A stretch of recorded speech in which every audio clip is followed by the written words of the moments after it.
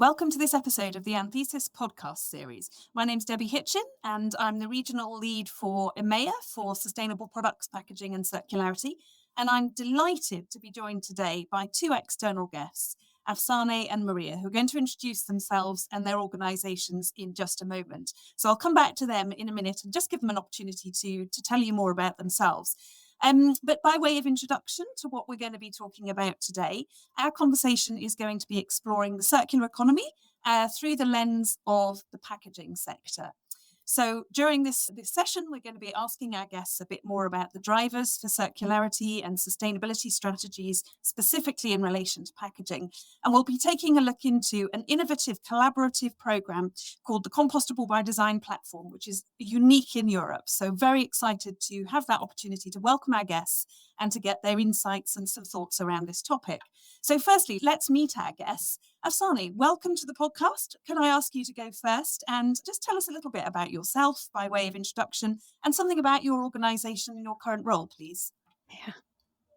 Thanks for having me. Good afternoon, everyone, or good day, good morning, wherever you are all around the world. My name is Afsaneh Nabifar. I'm a chemical engineer by training. I have a PhD in polymer science and engineering. I've joined BASF 2012 and have had several positions over the years in R&D department or in business development, marketing. And since 3 years, I'm leading the global team for sustainability and advocacy for biopolymers. And I'm involved and represent BASF in several different associations in packaging, for example, CFlex or Forever Green, or a European Bioplastic Association, British Bioplastic Association. And since October last year, I have the honor of chairing the new foundation, Compostable by Design platform. Thank you. Delighted to have you with us. And there's so much in there that I already want to get in and start asking questions around. But before we get stuck into that, and Maria, lovely to hear from you as well. If you could tell us a little bit about yourself and your current role at Stora Enso, that would be lovely. Thank you. My name is Maria Holopainen, and I work as a business lead on circular economy at Stora Enso.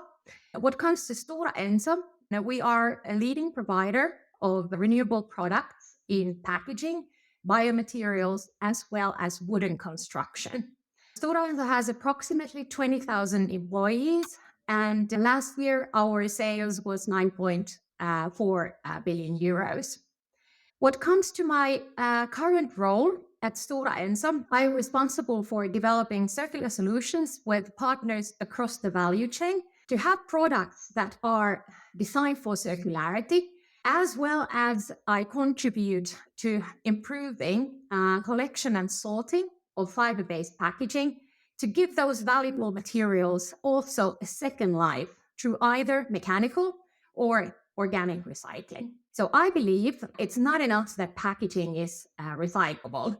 It also has to be recycled at scale. And that's why working towards the needed systemic change together with partners representing the whole value chain is crucial. And besides being a member of the steering group of the Compostable by Design platform, I also work as co-lead in information workstream in Forever Green, that is a cross-industry alliance having more than 100 members representing the entire life cycle of fiber-based packaging. I had my background within strategy, business development, and innovation. And in my today's or daily work, I have the pleasure to combine all the experience and expertise in the field of clean technologies, low carbon energy, as well as circular bioeconomy.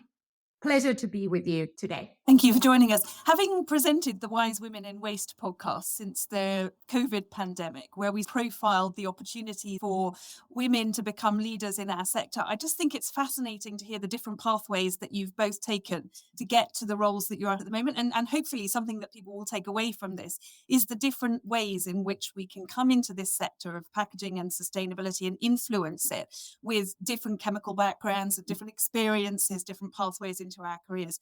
So really exciting to hear a little bit about your roles and maybe to dive in over the course of this next conversation, just how you got into those roles and what inspires you around the sustainability and circular economy agendas as we go through this conversation. But just before we get into the meat of things, Afsaneh, I'm not sure if people are familiar with BASF, and I was just wondering if you could tell us a little bit more about the organisation. Yeah, so BASF is the world's leading chemical company. We have more than 112,000 employees globally, and we are active along the entire value chain of chemicals and provide products to nearly all the sectors. Yeah, I usually joke with my family that BASF is everywhere you look. So my husband doesn't like it so much because he says I combine too much of work in my life. But if I work for a chemical company that provides almost everything, it's difficult to differentiate or separate myself because I'm constantly looking at things that we have contributed in making. So we, for example, have, beside of course the typical petrochemical, let's say the petrochemical background, so supply products into nutrition and care, agricultural solutions to surface technologies, coatings, and of course plastic and foam business, which then my department is located. So I belong to the Biopolymers department within the plastic division. And when did your sort of personal interest in sustainability start? I think basically I've always been quite passionate about sustainability, but had actually all along my career in BASF had something to do with packaging. So I have to say sustainability in packaging is close to my heart. So through the different roles that I have had within BASF, I have had, for example, starting from printing inks, so resins that are going into printing inks. Then I have seen the adhesives, the fiber and paper coating applications, polyamide applications, and now biopolymers. It's interesting to see that you can have, of course, different solutions, but everybody's end goal is actually, basically, the company's goal is that we create chemistry for a sustainable future. So whatever we do, we try to combine economical success with environmental protection and social responsibilities, but also using science and innovation to meet the needs of society and our customers. I've been in waste initially and then in packaging and sustainable products for decades longer than I want to admit to. But I think it was quite interesting that it really landed on the sort of global agenda through things like the Blue Planet series, when talking about your husband, my family said to me, "Oh, we finally get it. We understand what you do now, Debbie. We understand what sustainable packaging is."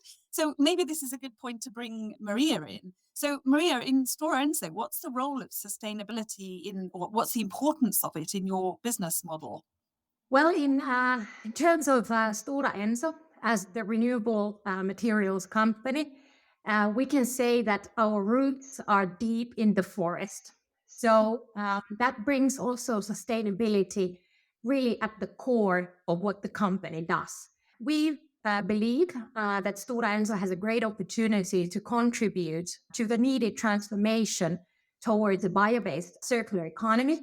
And particularly there, we focus on three areas where we have the biggest impacts, but also the biggest opportunities. And those are climate change, biodiversity, and circularity. In terms of what Stora Enso can and will do, is that we can contribute to this transition towards a circular bioeconomy by offering regenerative solutions. And what does this then mean? We make products that are being recycled. We remove more CO2 than what we emit, and we enhance biodiversity. And while saying this, I don't mean that we are there yet. So it will be a journey, and our direction is clear. And this is where we have our emphasis on. I love the use of the word journey. I think sustainability should always be described as a journey because we should always be looking for that next opportunity, that continual commitment to improvement. But it's interesting that the landscape has shifted over the last few years, or certainly within the last 5 or 6 years. And I think there's a lot of action within the global landscape, which is driving significant change actually all the way through the value chain in packaging. And I wondered if you could give us a little bit of an insight, perhaps Afsaneh to start with at the global level, about what it is specifically in that landscape, in that global landscape, that's influencing the packaging agenda at the moment around sustainability topics. Yeah, so I would like to make this very personal actually, because it's for me interesting having been in this space almost for 12 years. It is interesting, exciting times at the moment because we see a lot of movement in the packaging industry. So I think some years ago, let's say 5, 6 years ago, when we were talking with our customers, their main wishes was having a better performance, whether it's higher oxygen barrier, better improved tear strength, or better sealability. These were the main wishes of the customers. But since a couple of years now, we are seeing, in addition to these technical requirements, quite a lot of wish for circularity, sustainability dimensions in the conversation, which I believe is really driven by the environmental concerns and the consumers' preferences that are shifting. So we are, of course, witnessing quite several global legislations on the packaging, which encourages the companies to adopt circular packaging practices. We see globally quite a lot of legislations on single-use applications or single-use packagings in Europe, also in Canada, UK. US, we see legislations on packaging tax or EPR programs to drive the recycling and to generate a market for recycled material.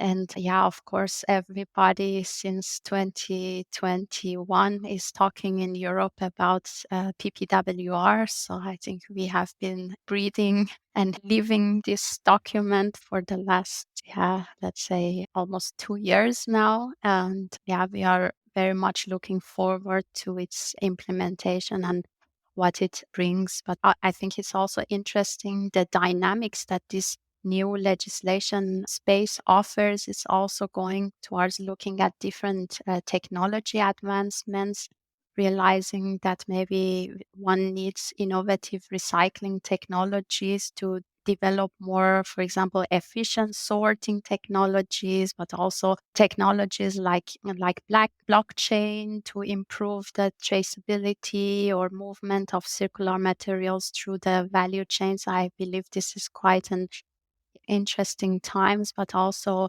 the industry realizing that one really needs this cross collaborative activities along the value chain to really be able to make an impact.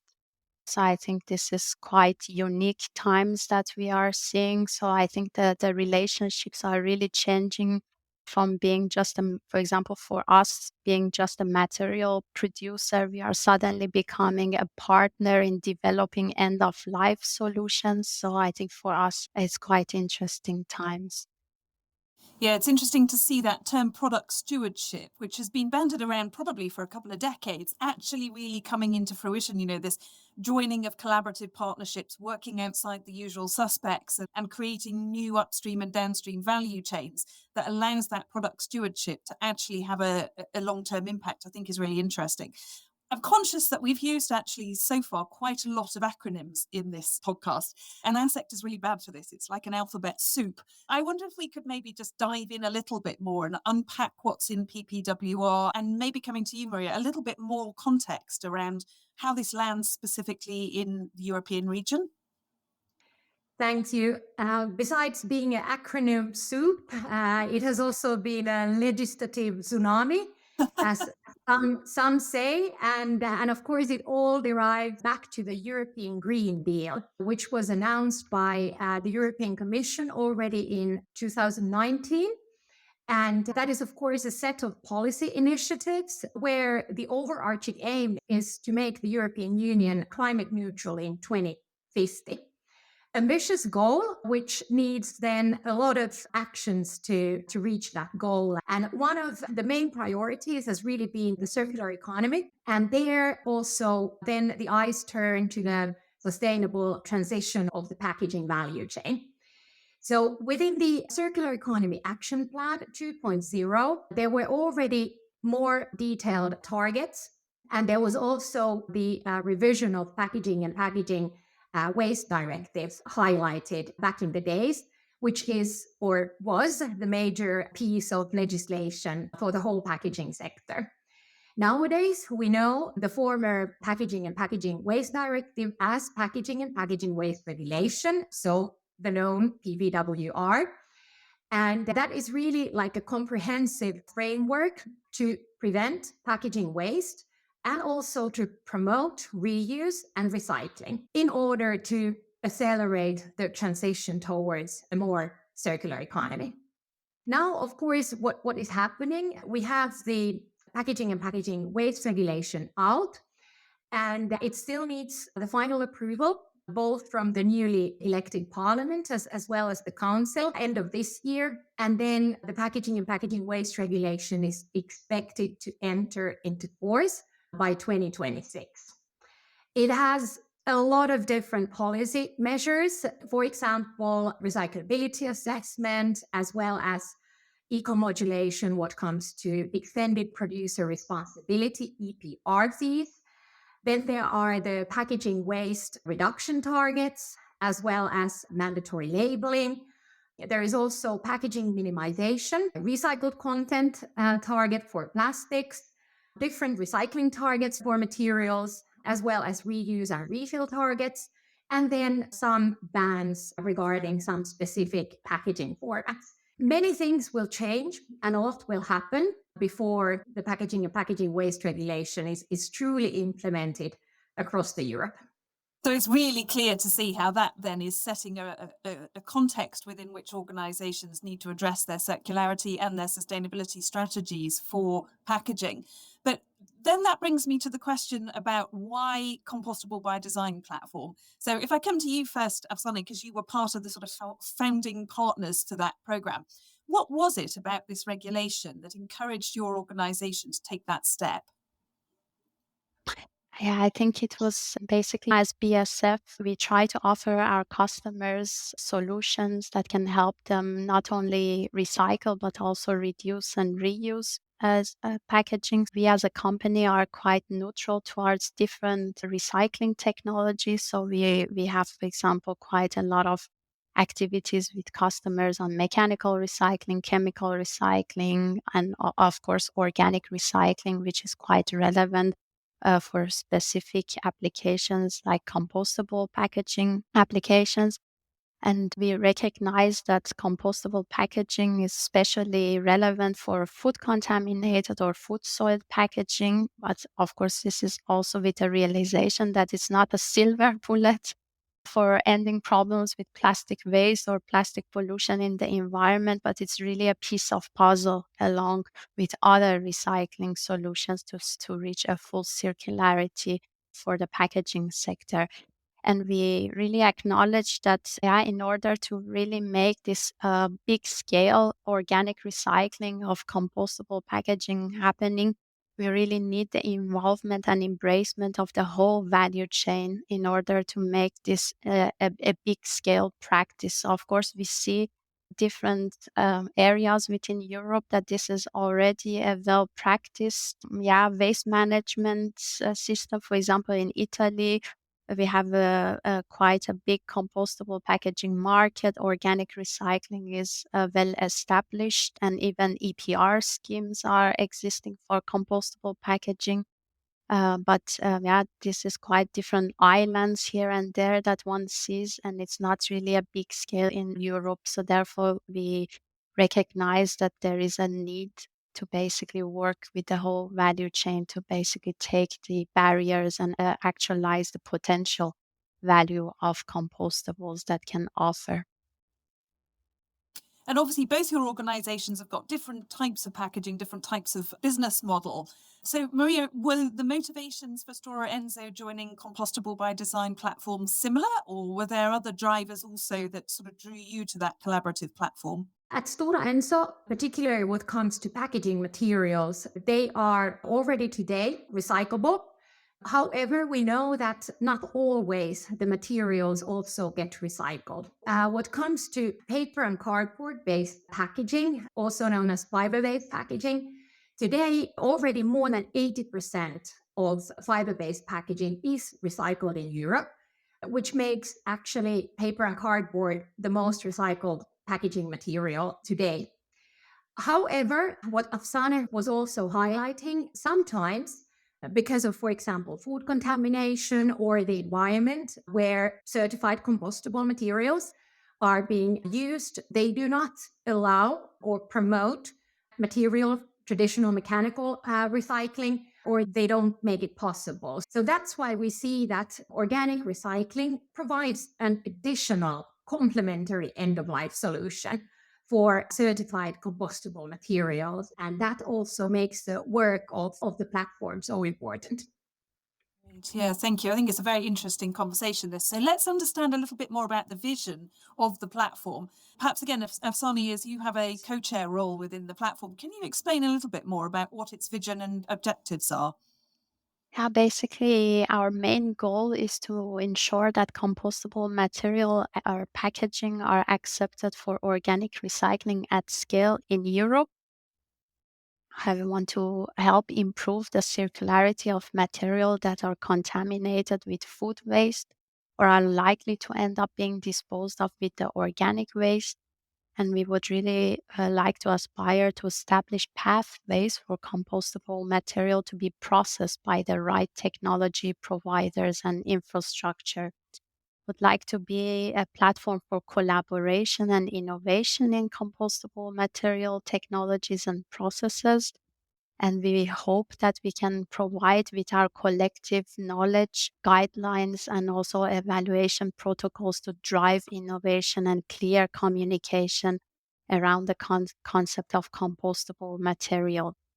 And we want to advance, optimize collection and recycling systems for compostable materials and inform and engage the consumers, industry, and policymakers. As said, I think in some countries like Italy, the concept of compostable material are very understood, versus in other countries, it's something a bit mysterious, maybe sometimes not well understood.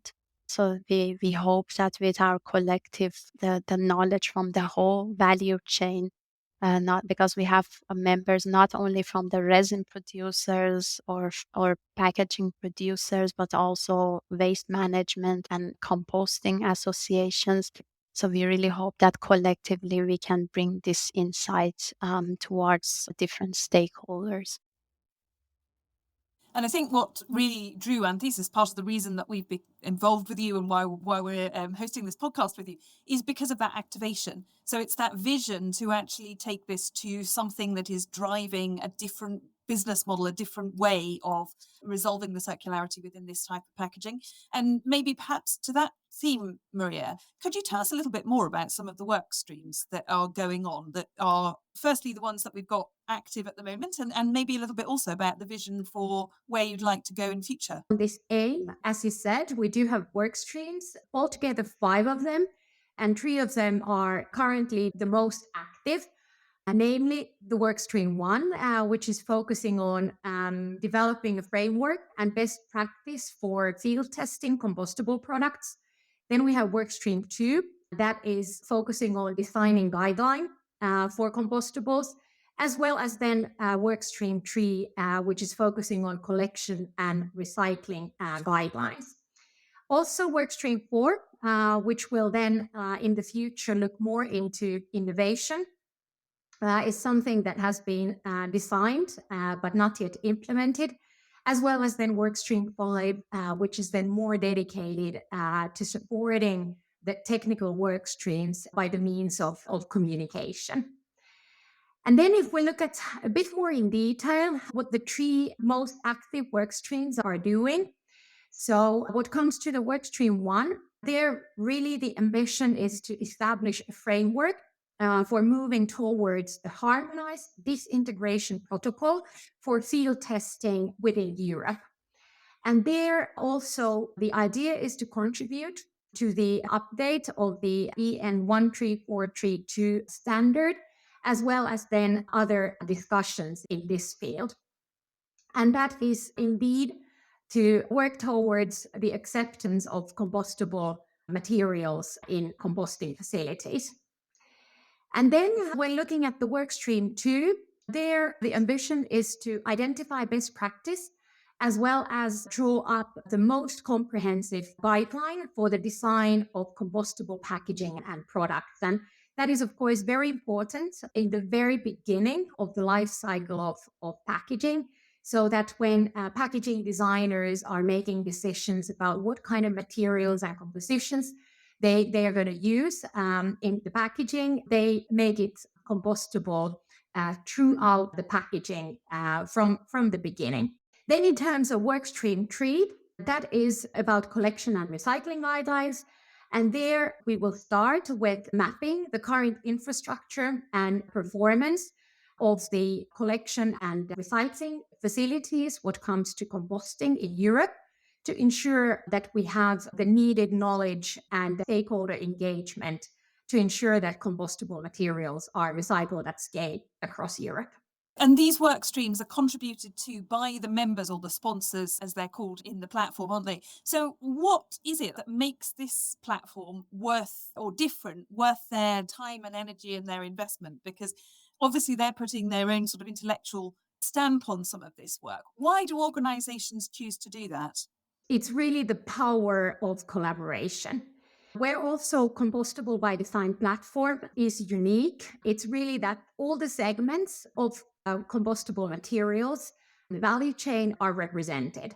So we have resin producers, we have film manufacturers, we have paper and board producers, then we have packaging converters, brands and retailers are there, also logistics providers, as well as, of course, organic waste management and treatment providers, without forgetting certification bodies, as well as testing labs, and then academic institutions and beyond. It's really the collaboration which is at the core of the platform, and that's where we build on our excellence. And it's great to see that diversity of stakeholder group is coming together. I suppose it might lead people to ask, how do I get involved in it? Because there's always room for more within this group, I imagine. Sunny, how would somebody find out a bit more about it or get engaged with this if it was something of interest to their organization? Yeah, so we already have a website. So if you would like to, somebody likes to learn more, you can visit our website, www.compostable-by-design platform. And there is also email contact that they can get in touch with us, but also people are interested to meet up face to face. I will be at Smithers Sustainability in Packaging Europe conference on behalf of Compostable by Design platform in Barcelona in October, and Maria will be present at Green Blue's Sustainable Packaging Coalition engagement event in Amsterdam in November, representing the platform. So I'm sure if anybody from the packaging sector is interested to reach out to us, they can reach out via also LinkedIn to Maria and I to set up a meeting. Well, that's super useful to know. Thank you. And I could ask a million other questions, but I'm going to have to draw it to a close. So I would start by just saying an enormous thank you to you both for sharing your insights and your experience with us.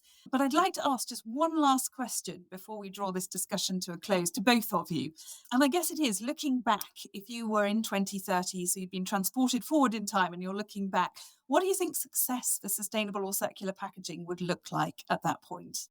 Yeah, so interesting question, Debbie. I wish I had how do you say, the glass ball to A look glass ball, yes. into. See the future.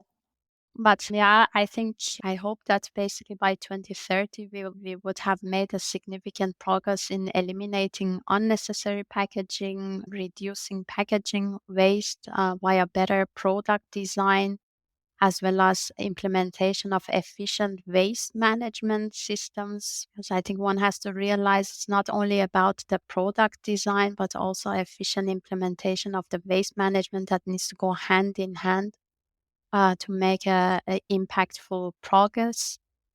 And we hope that we see the scale up of innovative recycling technology, which could then contribute towards higher recycling rates for all different materials. So as Maria said, for some material like paper, we are already in towards quite good numbers, but there are some other materials that are lacking behind for several reasons.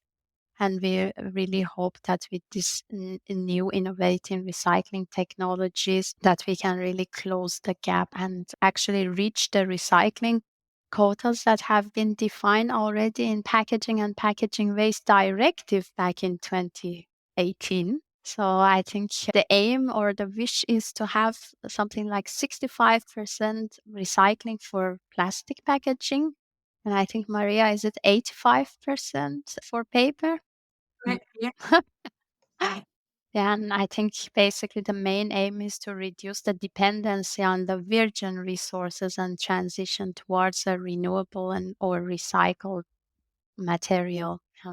And of course, we hope to see adaptation of biodegradable and compostable packaging solutions in applications that make sense, and also the use of more innovative new material and packaging solutions that maybe they are at the moment in their infancy. That's pretty comprehensive. I feel very positive. I would like to join you in that vision of 2030. Maria, I don't know if she's left you much else. Is there anything else that you would define in your vision of success if you're looking back in 6 years or so? It's not that far away. So I believe, particularly in those areas where we need to sort of excel tomorrow, we can do it. So first, of course, we need to start with having packaging which is designed for recycling. And if that is not yet happening, then that is definitely something that we should guarantee. And also what I believe in is that this packaging, which is designed for recycling, it is also on its way to be collected, sorted, and recycled at scale across Europe. What Afsaneh was already saying is that indeed some materials are performing better than the others. Also, some countries are doing better than the others. I would like to see everyone succeeding. So we should not compete, but definitely we should collaborate, and we should do it at European level. And where I see we have an opportunity, and we are already on the right track, is that this systemic change, which is needed, it's enabled by collaboration across the packaging value chain. Why contributing to the transition of a circular bioeconomy? So I believe that we will actually have the framework that you're both describing. I think we have investment and we have technology potential. I think if I was going to add anything to your visions of success, it would be the right consumer behaviors. So the piece of the jigsaw puzzle, I think, that we need to just complete that vision that you're talking about is the consumer engagement, the consumer awareness and understanding at end of life. So with any luck, we will get there. I have enjoyed our conversation, and I think there's a great demonstration here of different organizations coming together. And Maria, you said it very nicely just now, not competing, but collaborating in a shared space, in a shared interest, where both environment and society gains from having a more sustainable outlook on how we create circular packaging. So I just want to say an enormous thank you both for sharing your time, sharing your insights, and taking us on some of the journey from your day-to-day experiences. It's been great to hear from you. We will post some of the information about where people can get involved with the Compostable by Design platform. So thank you for sharing that information with us as well. And I wish you both a brilliant rest of the day. Thank you, Debbie. Yeah. Thank you. Well done. Thank you all very much for listening. Please take a look at the Anthesis website for more episodes of the Anthesis podcast and look out for next month's episode.